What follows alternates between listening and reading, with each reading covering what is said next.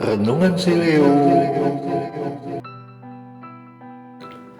Senin 24 Juli 2023, hari Minggu biasa ke-16.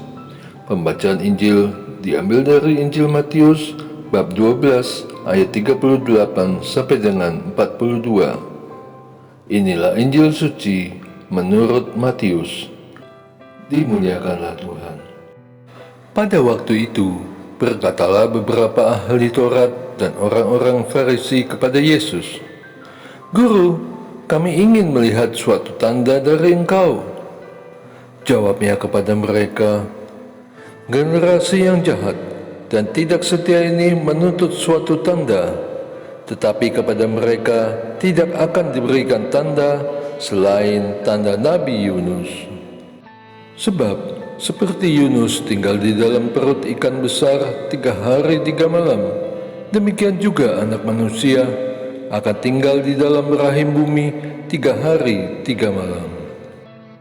Pada waktu penghakiman, orang-orang Niniwe akan bangkit bersama generasi ini dan menghakimi mereka.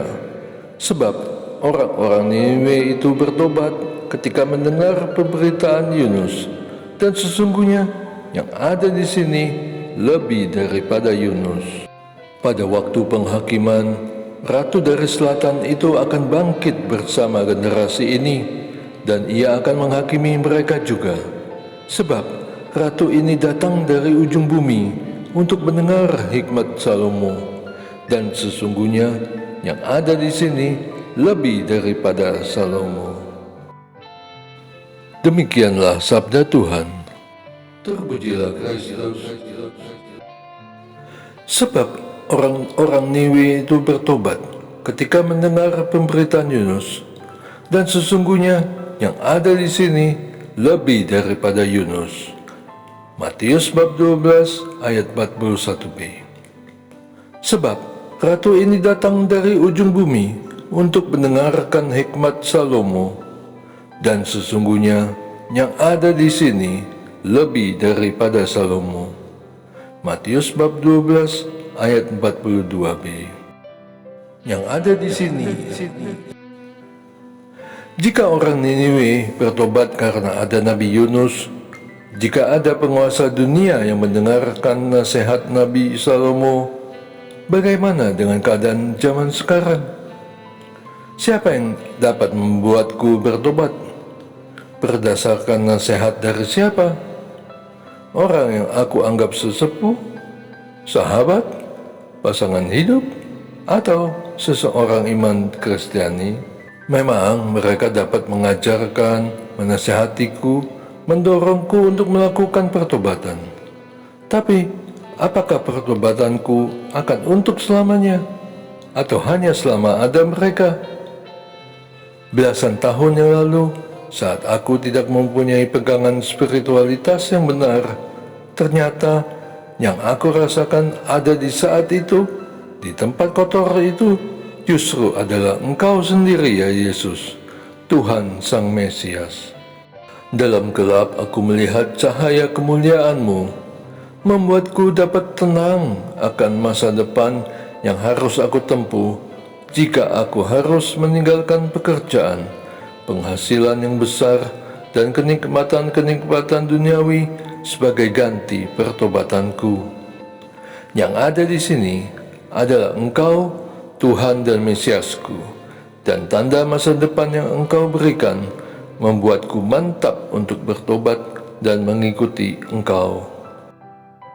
Aku baca pada KGK 590, hanya jati diri ilahi pribadi Yesus dapat membenarkan tuntutan begitu absolut seperti yang berikut ini.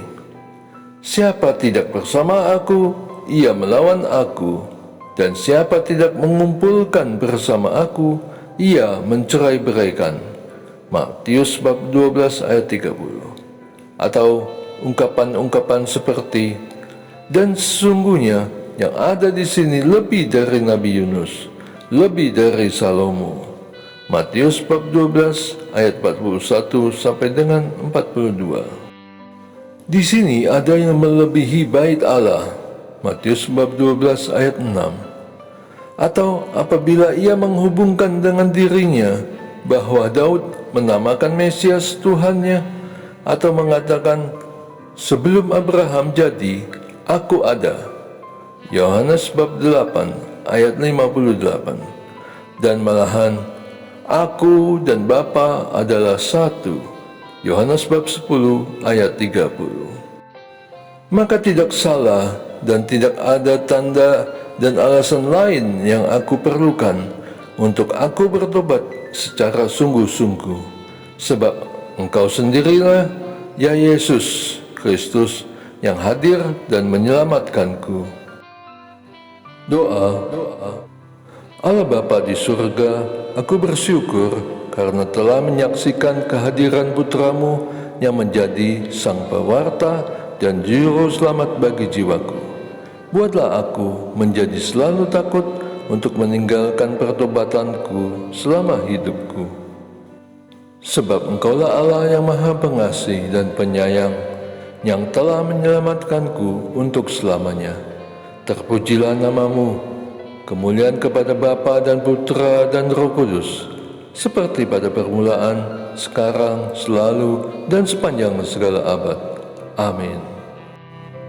Admiring the glory.